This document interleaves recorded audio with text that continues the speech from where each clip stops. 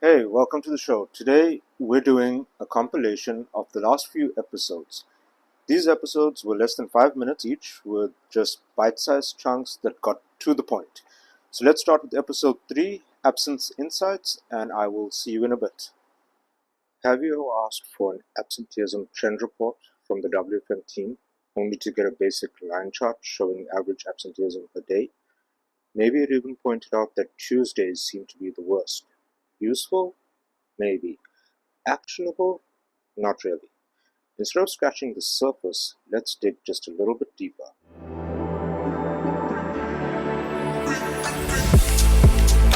Why is absenteeism higher on a Tuesday? From my experience, absenteeism in contact centers usually stems from four key areas. Health related, real health issues, not just colds, think longer sick leave due to chronic conditions. Job market, people leaving for new opportunities, both high and low performance. Workload stress, poor WFM planning leading to constant back-to-back interactions, shortened breaks, and relentless overtime. General absenteeism. These are the casual sick days, your usual tummy cramps or bad pizza excuse. If you're looking at daily averages, you're missing the real story. Absenteeism data isn't just an HR stat, it's a WFM stat. Because what do we manage? Humans. Good WFM practices should uncover patterns like burnout percentages after peak seasons or linking absenteeism spikes to workload stress. While shrinkage percentages are useful, are we really happy to just say we came in under target and move on? Or do we want deeper insight, especially now that a massive part of our workforce is a generation that values well being, work life balance, and transparency more than ever? Understanding absenteeism isn't about cracking the whip, it's about understanding your people, managing your operation better, and ultimately protecting your customer experience.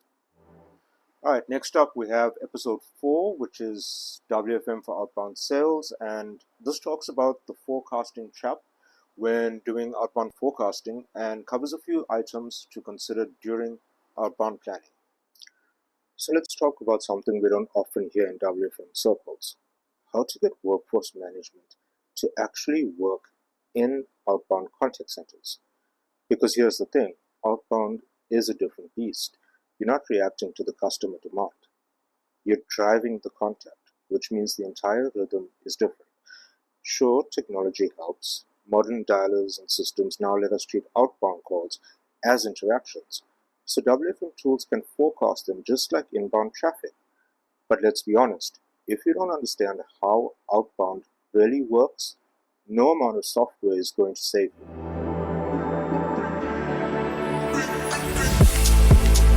Back in 2016, I ran a case study in an outbound sales center with zero WFM software, and what we discovered completely shifted my thinking. Why is outbound so complex? For one, it's tied closely to marketing.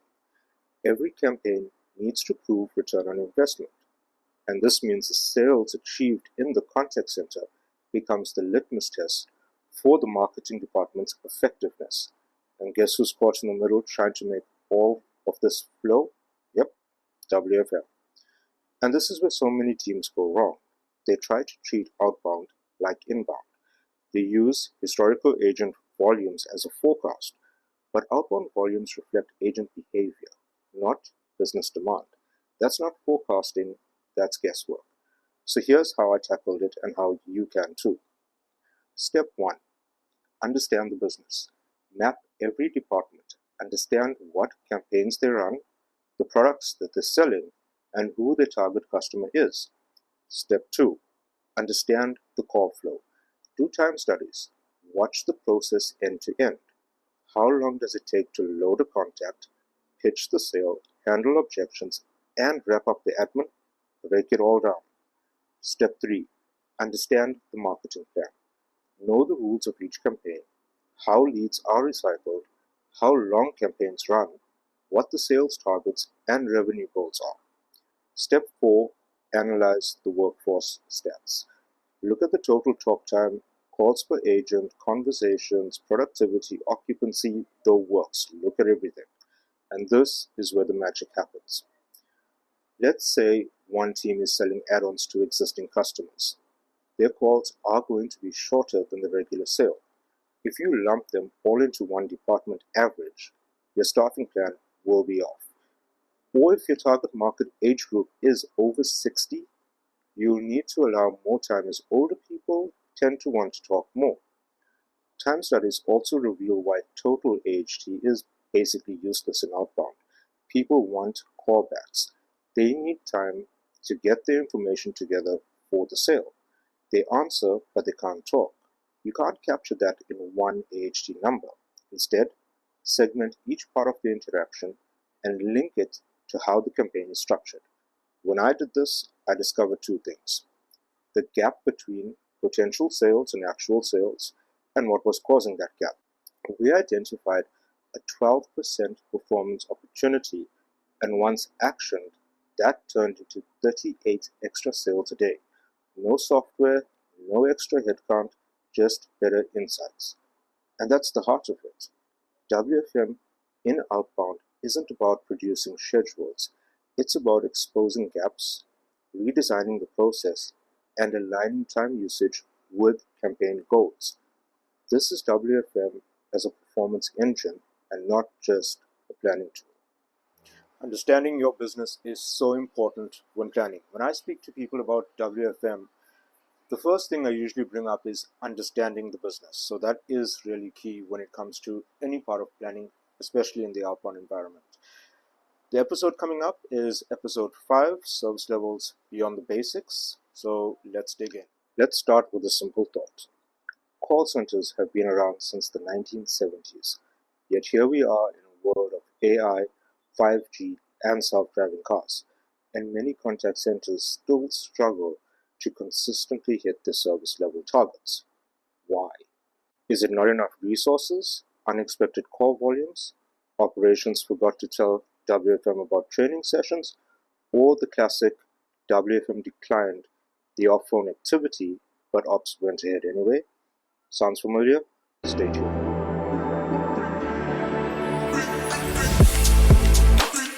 Sure, there are some days that are rough, that's business, but as a leader, a CEO, a senior manager, you know the difference between a genuine reason and a well-dressed excuse. And managing service level shouldn't feel like wrestling an alligator. It comes down to two things: forecasting and real-time agility. Forecasting is not pulling a 2-year call history, adding a flat 5% growth and calling it a day. That's not forecasting, that's data recycling. True forecasting demands deeper understanding of your business's pulse. It's about recognizing seasonal trends, market influences, operational changes, even staffing behavior shifts, and baking that into your plan. The best WFM teams use forecasting models not as gospel, but as tools combined with human insights. Tools like REMA, Profit, or neural networks might help, but the real value comes from a planner who can spot the unusual before it becomes the norm. Because let's be honest, no algorithm yet can fully predict management announces free pizza day or half the call center calls in sick on a Thursday behavior. Real-time agility is equally critical. Think about it. When you drive a car towards a sharp bend, do you adjust the steering after you've crashed into the guardrail? In a contact center, real-time management isn't about reacting after the queues explode. It's about having clear, structured contingency plans and the confidence to deploy them before it's too late. For instance, your real-time team should know exactly how many calls you can tolerate holding and for how long before your service level drops like a stone. They should know what levers to pull, how quickly to pull them, and have the authority to pull them. This isn't theoretical. In my own experience, I could tell you precisely how many minutes of hold time we had left before our service levels imploded. And that meant when things got tight, I didn't need to check with someone, I could act. That's the power of insight-driven, proactive WFM. At the end of the day, Managing service levels is a strategic function, not a firefighting exercise. It's about embedding WFM into your business strategy, not just the call center. The real goal? Building a forecasting engine that mirrors your business reality, not just past volumes. Create a real-time team that thinks like air traffic controllers and not traffic cops. And align WFM execution to business outcomes, not just operational KPIs. If you get that right, service level becomes a tool for competitive advantage, not a daily crisis to survive. Alright, next up we have another episode about WFM in outbound departments, episode 6, which is focused on WFM in outbound sales teams and how WFM Analytics is the main function of WFM that's needed to be effective in an outbound sales department. See you in a few minutes. If you tuned in to our last episode where we explored applying WFM in outbound contact centers, then you're going to love today's deep dive, because now we're taking it one step further. What if we could measure and prove the real financial gains of smart WFM analytics?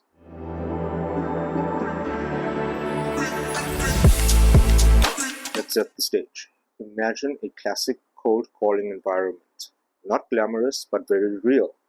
I conducted an analysis where we measured the current performance and then predicted the financial gains we could unlock simply by improving operational efficiency, using nothing but WFM-driven analytics and good leadership. Here's the punchline. By increasing productivity by just 15%, we saw a projected profit gain of about $58,000. No fancy new tech, no radical marketing overhaul, just better use of the data and smarter operations. Even more interesting, the sweet spot. For that particular outbound department, the sweet spot was found at 85% productivity with a headcount of 78. The reality check here is important. Many senior managers immediately associate workforce management with cutting staff, and sure, when you reduce the headcount, you save on salaries. For instance, reducing from 82 to 78 agents saved the company around $731,000 annually and made them $58,000 more in profit. Reducing further or more aggressively saved over $2 million in salaries, but only gained $50,000 in profit. Do you see the disconnect? The quick wins from salary savings look good on a spreadsheet, but quietly choke your growth engine. You lose market share, attrition goes up, recruitment and training costs spiral. The time it takes new hires to hit peak performance drags on. In short, less staff doesn't automatically mean more sales. In fact, the original team, 82 agents at 70% productivity, was making $1.5 million annually. By rebalancing slightly to 78 agents at 85% productivity, the business could make $1.8 million. That's the magic of WFM Analytics. It's not just about how many heads are on the floor, it's about how well those heads are working and how smartly we manage those resources. With the right analytics, guidance, and leadership, you can make your outbound teams not just leaner, but stronger. And that's not just good for your contact center, it's a strategic advantage for your entire business. So next time you're thinking about cutting, hiring, or pushing for more productivity, ask yourself, have we truly found our sweet spot yet? Last up, we have episode 7, which is called Leading from the Front. Now this is an episode that goes into WFM leadership and managing a WFM team. We often find WFM and ops butting heads, but does it have to be that way? Let's check out the episode. Today we're diving into a topic that doesn't nearly get enough airtime: the secret leadership role that workforce management can play inside your contact center. Now, when you think about the drivers of a contact center, WFM usually shows up with spreadsheets, dashboards, and a polite but firm stick to the schedule attitude, right? But what if I told you WFM could actually be a role model for operations? Yep, not just a supporting function, but a leading one. Let's dig in.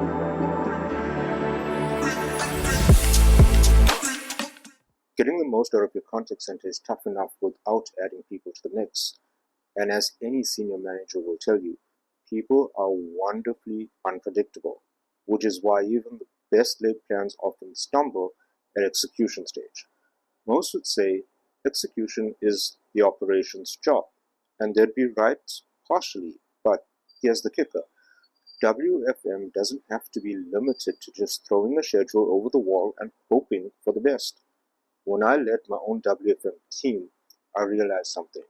If we want ops to trust, respect, and actually follow the plan, we needed to live the behaviors we expected. We focused on three big areas. First up, team productivity.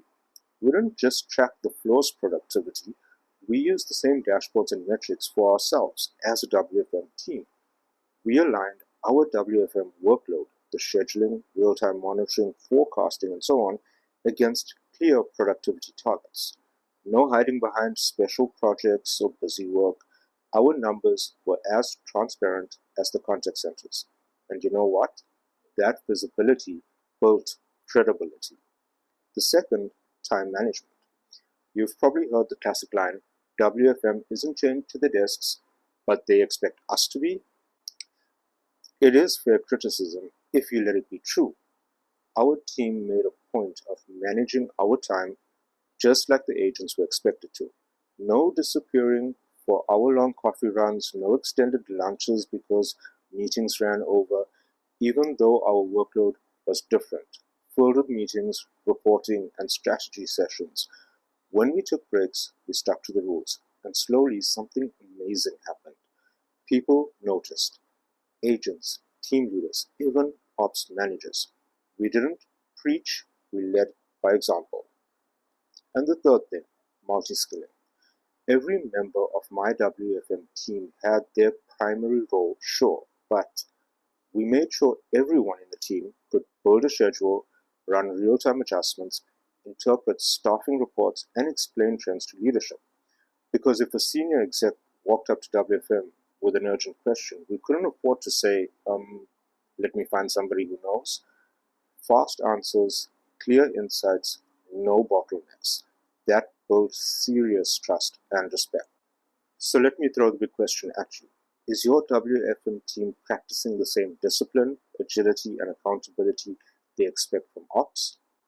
Because if they are, if they're running at 90% productivity, respecting time management, and building deep multi-skilling, you're not just running a support function, you're leading a movement. Here's the thing, C-level and senior leaders. A streamlined, high-performing WFM team doesn't just plan your service levels. They set the tone for your entire operations. Consistency, commitment, credibility. When WFM walks the walk, operations starts to listen, follow, and execute. Not because they're forced to, but because they believe in the plan and the people behind it. That's when you move from managing chaos to managing performance. Until next time, lead by example and your numbers will follow. Thanks for tuning into this compilation episode. Please like, subscribe, and share. This helps the show grow. And until next time, take care.